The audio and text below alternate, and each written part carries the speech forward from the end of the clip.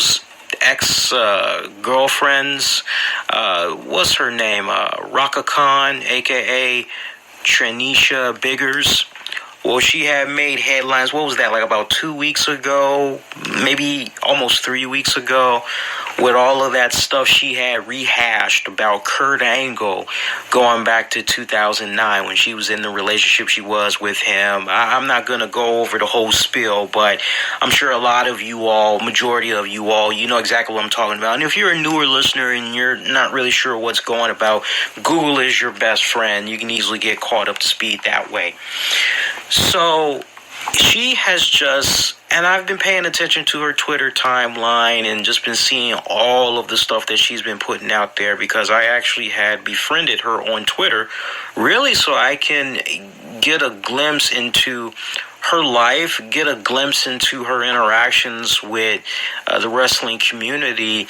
And she is just pretty much going out of her way at Triple H, at Stephanie, at Vince, at Kurt, at Impact Wrestling, at Dutch Mantel. She is just hitting up everybody and is basically reminding them of a Kurt Angle that she knew of intimately back in 2009. Now, I put my money where my mouth is. I'm not sure how many of y'all had followed the post that I put up on Twitter and also on Facebook, but I basically had called her out on it, and I sent her a message. I said, hey, Trenisha, Lee Sanders here of the RCWR show. I've been at this since 2011.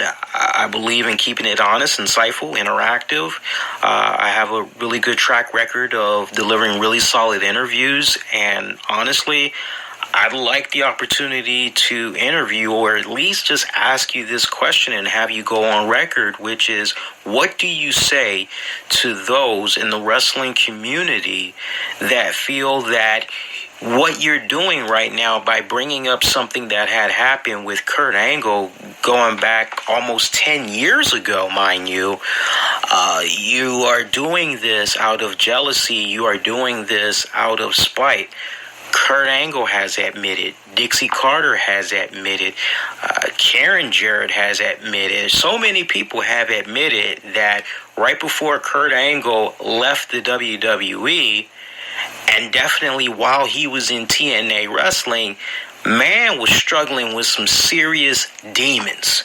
He was not in the best state of mind, definitely not in the best state of physical health.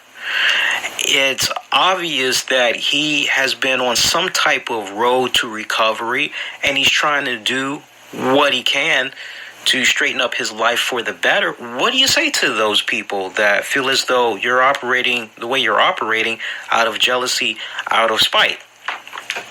And I wasn't expecting her to follow me. If anything, I was expecting her to hit the block button, and that was going to be the end of it. What did she do? She actually ended up following me on Twitter. So I sent her a private message and I said, hey, thanks for befriending me. I don't know if you saw the message, but I would love to kick back, do an interview with you, no holds barred, reminisce about this stuff with Kurt Angle. Find out about any latest projects that you're doing right now. You know, really try to get the record straight. And I told her, I said, hey, look, I'm not like some of these other podcasters, radio show guys that's out there that's basically going to do this interview with you and then charge the listeners $1.99, $5 or whatever just so I can get their money and they can listen to the audio. Like, no, we don't operate that way. The episodes are made available for free for people to check out on demand and or on the downloads. Honestly, how I make money off of my shows is with my advertisers. I sell advertising slots. Every time I take an ad break, that's pretty much how I get paid. And I'm proud to say not $1 of the money I make from advertisers goes into my pocket. It goes right back out into the shows. We got bandwidth that we got to take care of. website we got to try to maintain. Equipment, got to make sure we're staying on top of equipment for the show. Things of that nature. So she was like, oh, yeah, well, I can do an interview right now. And I told her, now look, typically when me and or Tammy, because sometimes Tammy will act as my PR, and she just has a way of talking to people, and she's pretty well connected, a large part because of what she does with her full-time day job, but also because of the type of work that she's successfully been able to do with Mary Kay on the side. I mean, networking at its finest. I mean, she's almost there as far as being a DIQ and all that, director and all that. So whenever one of us reaches out to a guest for an interview, we give them the bullet points of what our show is all about, how long we've been at it. We give them show listening stats, downloads, all that. And we also tell them, hey, we can do recorded, pre-recorded stuff available. We let it all be known. So I'm at work expecting her to say, well, yeah, let's do something Tuesday night, 10 p.m. Eastern, or honestly, I'm not free until blah, blah, blah, blah, blah. So she hits me right back as soon as I sent her the email. Keep in mind, I'm at my day job. And she goes, oh, well, I can do something right now. And I told her, I said, well, respectfully, I'm actually at work right now. There's really no way I can do something right here and now. I don't even have my equipment with me. It's like you got to keep in mind that when we sit down to do the interview, I need to have access to my equipment because it needs to sound as very professional as possible. It doesn't need to sound like amateur using some type of worn out freaking microphone or whatever, or he's talking on the telephone or whatever. That might be great for the guests, but I like to get really good sound quality, not just from my end, but I definitely like to get really good sound quality out of the person I'm interviewing, right? So I'm like, I'm sorry, I'd like to, but, I don't have access to my equipment, blah, blah, blah, blah, blah, blah, blah. How about blah, blah, blah? So she left me hanging. She didn't get back to me until like the next day. And I told her my work schedule. I said, hey, it just so happens I'm off from my day job on Tuesday.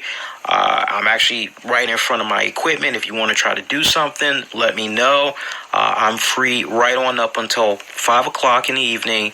After that, sadly, I have to go on ahead and I have to start prepping for the show. And I actually was prepping for the show. I did hammer out. You heard the first half of the show for those of you that had listened, but for those of you that maybe are listening to this as an excerpt on Epic, basically I recorded like the first hour of the show, and I was like expecting her to say, yeah, I'll come on the show live. So she doesn't hit me up, I don't think, until I think it was a little after 5. I'm not really sure. And she's like, oh, I can do it right now. And this was a red flag for me. She said to me that she wanted to talk off the record and that she wanted to, you know what? Let me not paraphrase. Let me get what she said. Let me get what she said verbatim, because I actually have her phone number, believe it or not. So I have her phone number. I can actually pull up the text message here. And let me see if I can retrieve. Oh, no, I can't retrieve it now. Wait, there we go. Yes, there she is. Let's see. No, that's not it. So let me go to Twitter. Okay. So the last thing that she said to me, she said, sorry, I'm just winding down finally, getting the kiddos to bed. I believe I included my phone number. If not, let me know. You can call anytime if it's not too late to make arrangements and speak off the record beforehand.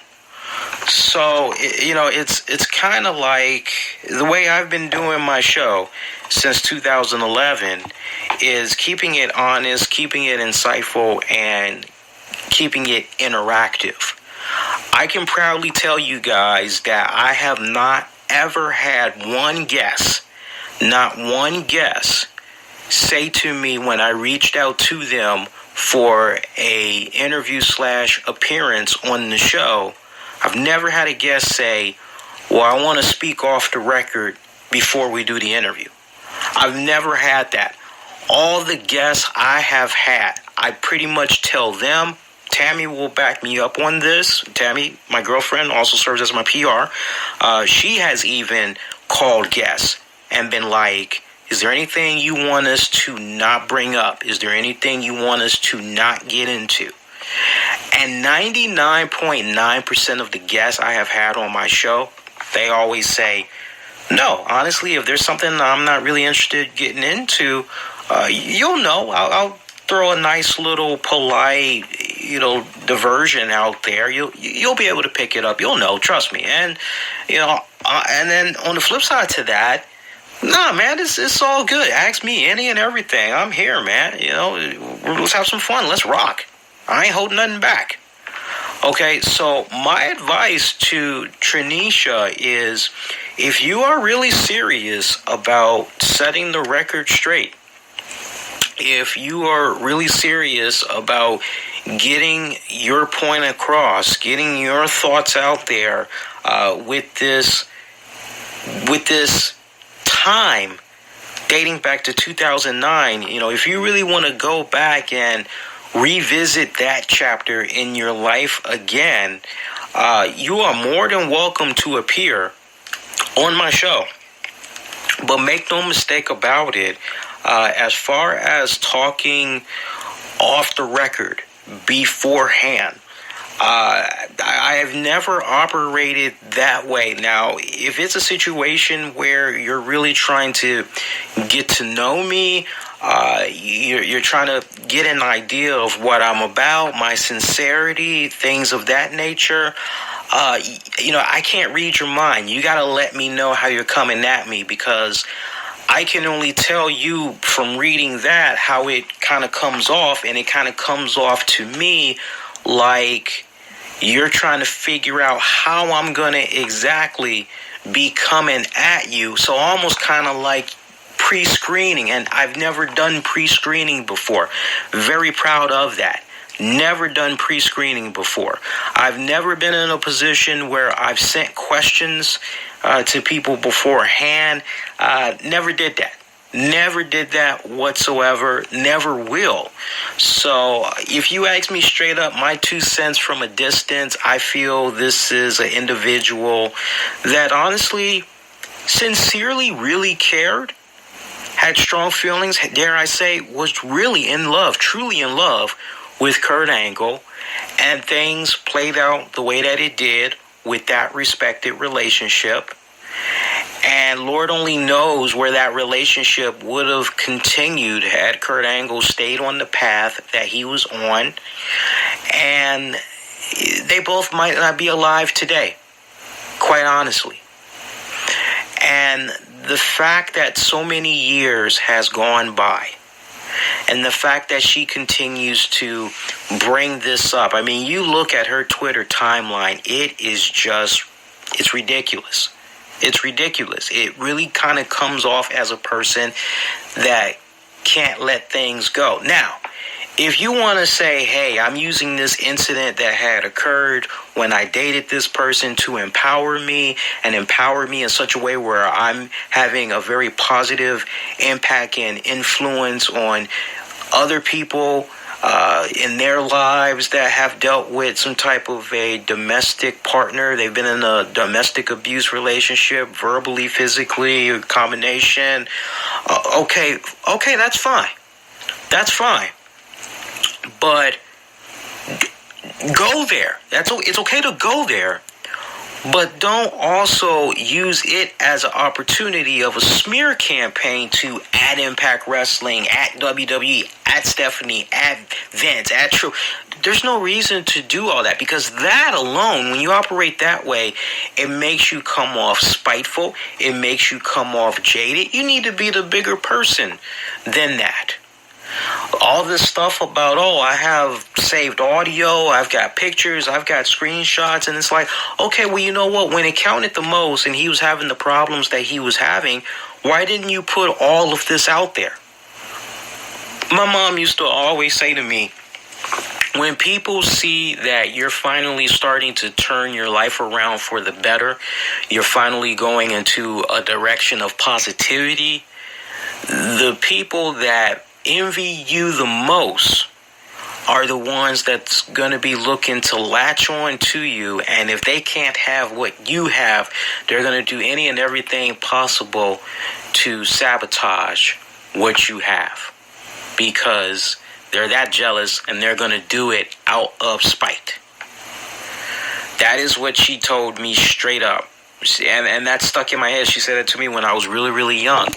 So, you know, for me, the way she comes off, it's just really spiteful. You know, look, I've been in situations, hell, guys, girls, we all have, but I definitely have been in situations where I don't need to elaborate, but I've been in positions where I've had an ex-girlfriend or two burn me hard.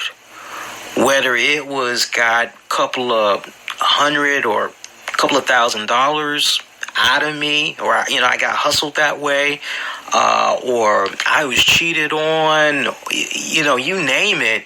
And yeah, was I pissed? Fuck yeah. Pissed to the extreme.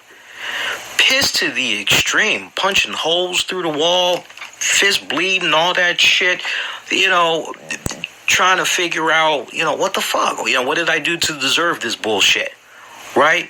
Holding a grudge on that person for a good minute. But, you know, I learned, you know what? Life is too short. I can't be having all my time and energy consumed on how this particular individual had did me. And it basically dictates how I live my lifestyle. I can't. Because that's just giving them too much power. The best thing I can do is just take a step back and say, man, that fucking sucked. Yeah, I'm pissed, I'm hurting, but you know what? I gotta flip it real quick. I gotta look at the positive sides to things, the positive side to life. And I gotta keep the shit moving along. I gotta keep it moving along because I gotta stay sane. I gotta live for life. So my advice to Trenisha Biggers is, honestly, let it go. My 2 cents from a distance, let it go. I see the great stuff that you're doing in your community.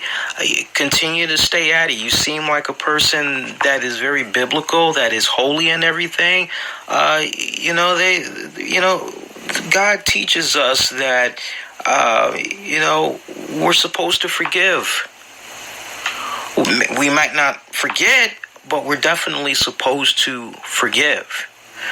You know, there's been a lot of mistakes that I've made. People that I've dated, there was a lot of significant mistakes that they made, and they burned me the wrong way.